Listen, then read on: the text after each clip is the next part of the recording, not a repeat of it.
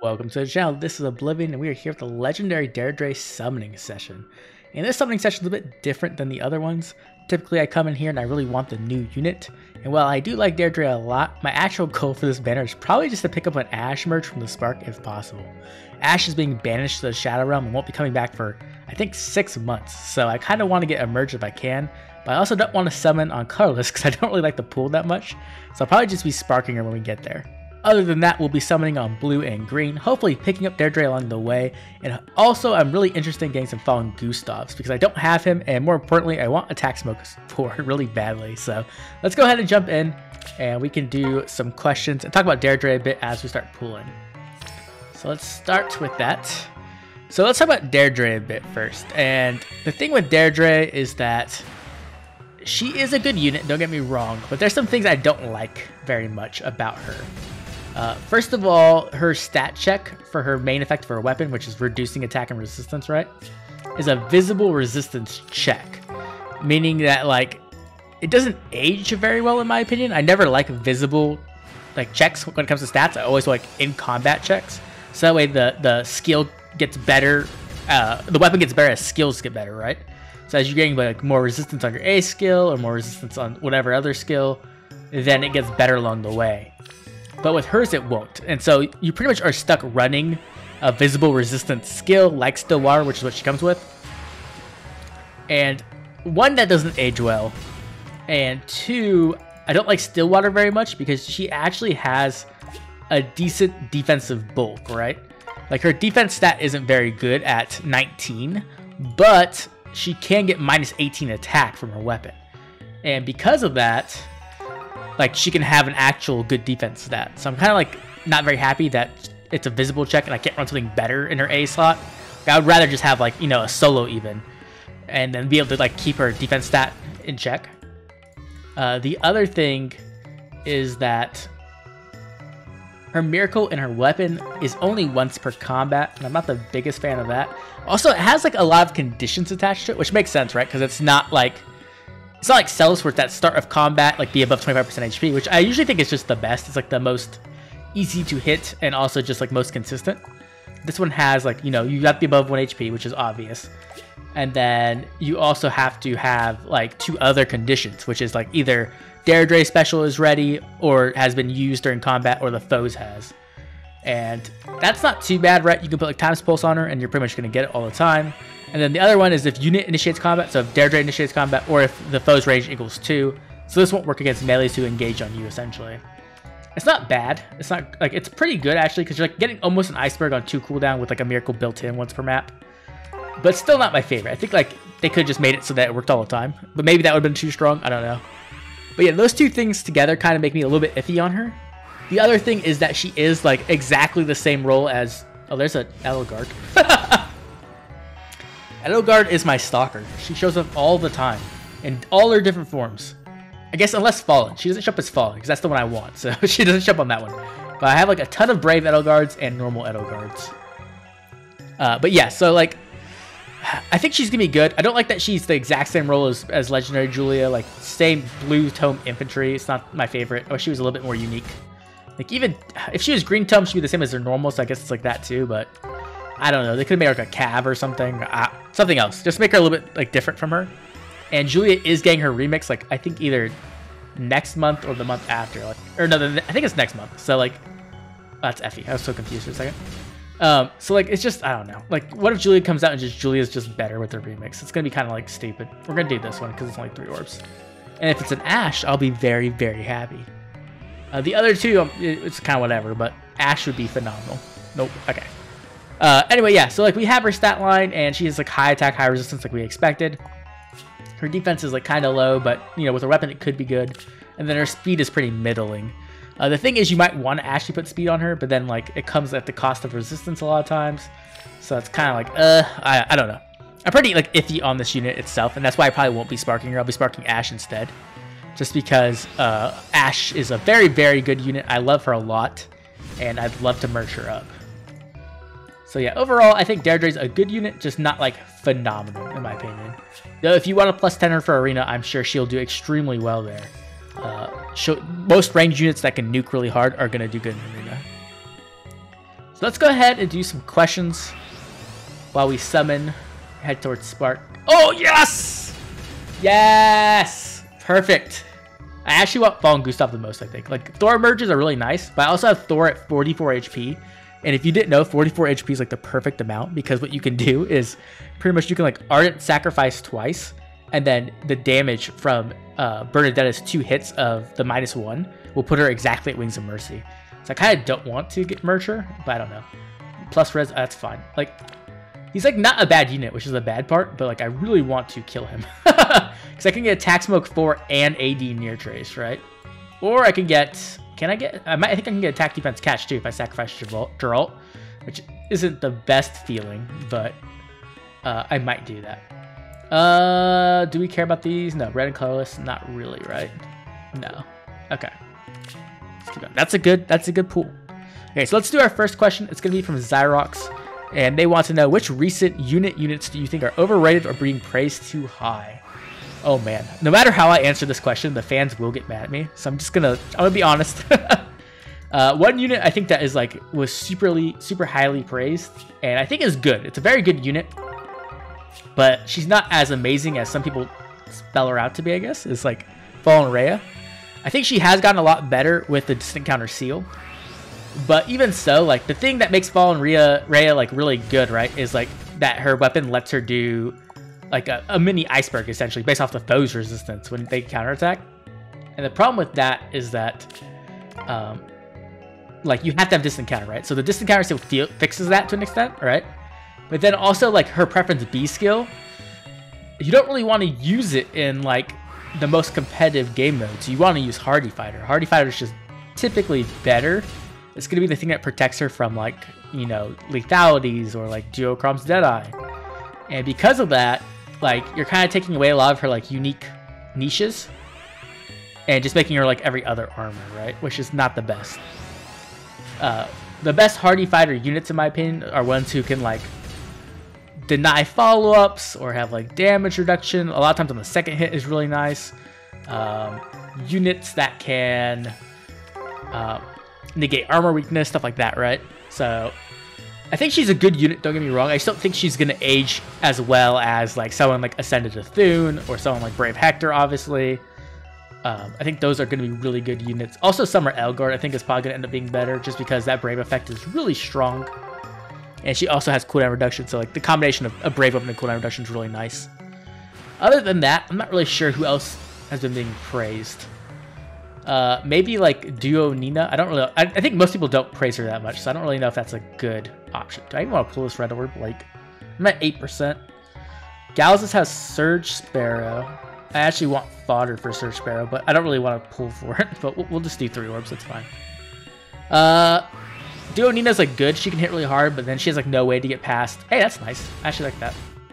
She has no way to get past like really hardy fighter or to pre-charge lethality. So that's kind of a downside for her. I don't know anybody else. Anyone else? Oh, I can do this whole circle. I don't think there's anyone else. I think that's pretty much it. Most people have been pretty sensible with their units, like, recently. Kind of understanding their strengths and weaknesses and, like, how good they really are. Okay, let's do another question. This one's about Passing By. And they want to know, with the advent of Hilda's Refine and now Brave Seleth, conditions for weapon effects are getting stranger and more complex, albeit slightly. How do you envision what future new conditions may look like if it keeps going like this? You are very much correct.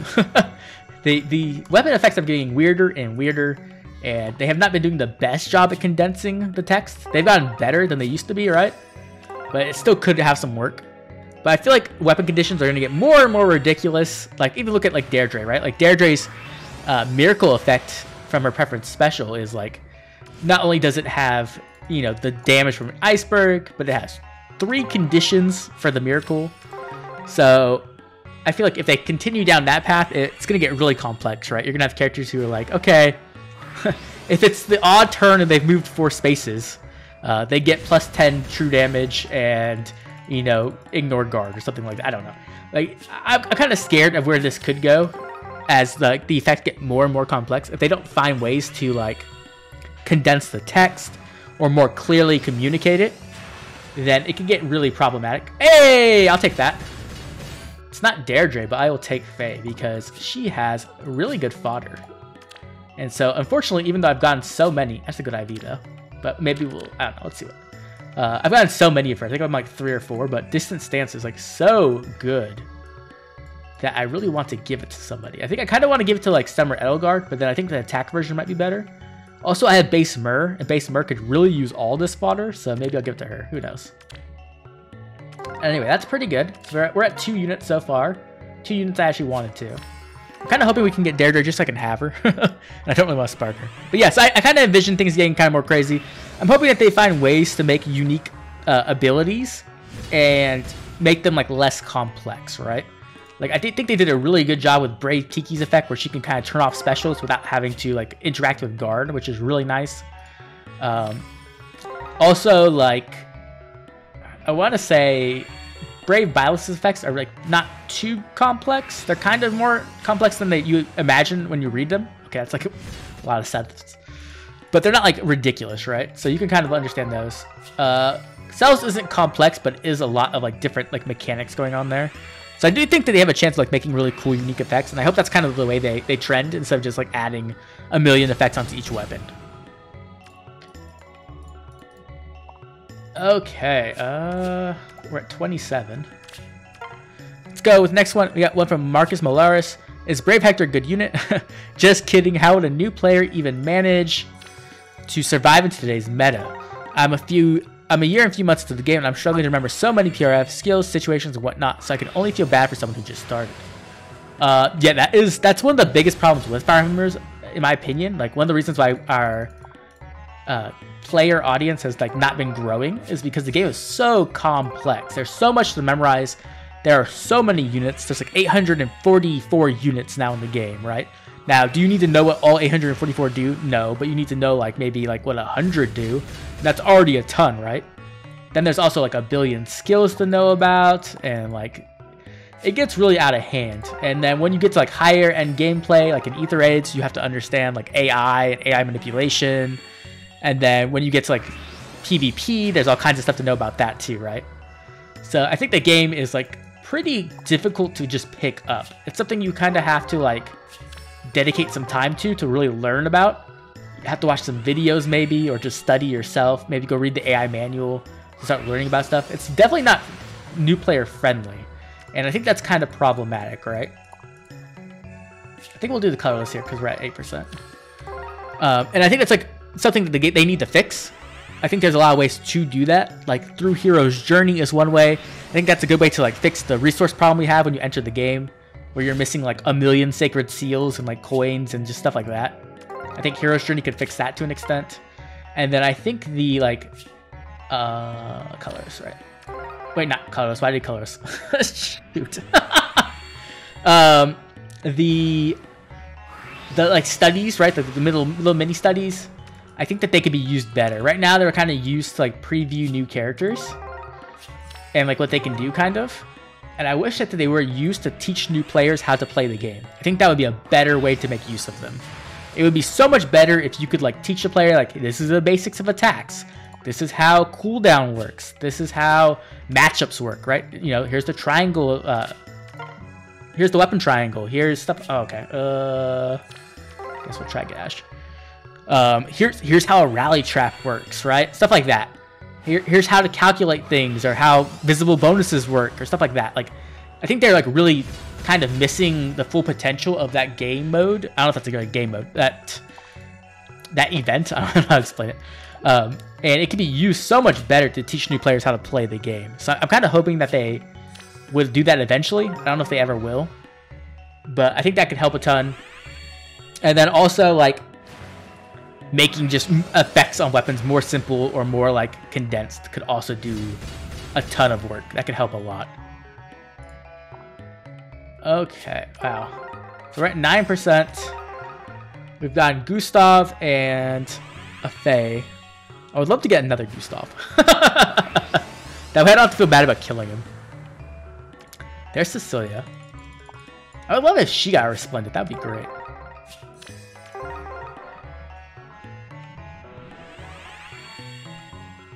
Kind of hoping to pick up something else, but whatever. It's going okay, I guess. Looks like average. Sword could use a Resplendent too. Okay, let's back out here. I think we have, what, 2 more? Let's do one more question. So this is going to be from NME. Hey, Oblivion, what do you look for to determine if a unit will last a long time and or be a worthwhile investment? Best of luck on the summons. Oh, man. So there's a lot of things to look for. Some of it is just understanding the meta. But another thing is to look for is like unique, powerful effects, right? Effects that are just good in a lot of situations or are just extremely powerful. So like, let's use an example like Thor, like base Thor, right? She has World Breaker, and World Breaker is just a generally powerful effect. It's, speaking of Thor, okay. I guess I just had to mention her and she showed up. Wow. I don't know if I actually want to merge her is the problem. I have such a good HP right now, but a +1 would be nice. So that's a hard one. I think we back out. Let's just do the colorless. Whatever. We already broke our pick. Let's just whatever. Let's do it. So yeah. So like Thor, World Breaker is like a very just basic powerful effect that is unique to her, right? Technically, it's on Duo Thor now, but either way, it's just a good effect to have, and it's good in a lot of situations. So you know that unit is going to age well. Same with someone like Duo Crom, right? Duo Crom's special acceleration from his using his to change fate is a very powerful effect, and it's something that is foundational to the game itself. And so it will always have some kind of value, even if Crom falls off as like a combat unit, his support will always be valuable. And that's why a lot of times I would recommend to pull for support units over carries, because supports age typically much better, right? Units like Brave Lucina, who came out in Gen 1, right, is still an amazing support unit. Mostly thanks to a remix, but still, support units just age well. Same with like Base Corrin. Base Corrin's a very good support unit, and he came out in Gen 1 because support effects are good. So pulling for supports is usually a very good idea. Pulling for unique effects like Thor's or Duo Crom's or like Brave Seliph even, right, with that Miracle, that's a pretty unique effect. Stuff like that is typically how I will see if things age well. Things that like look like they will last a long time, right? Also, another thing to watch out for, I'm like sitting on the circle, is if like the unit is a stat ball. So stat balls tend to fade, right? Stats will continuously get better over time. So if a unit's whole gimmick is just stats, they will typically not age well. So we're going to get Ash here, even though we didn't get Deirdre. I want the Ash merge.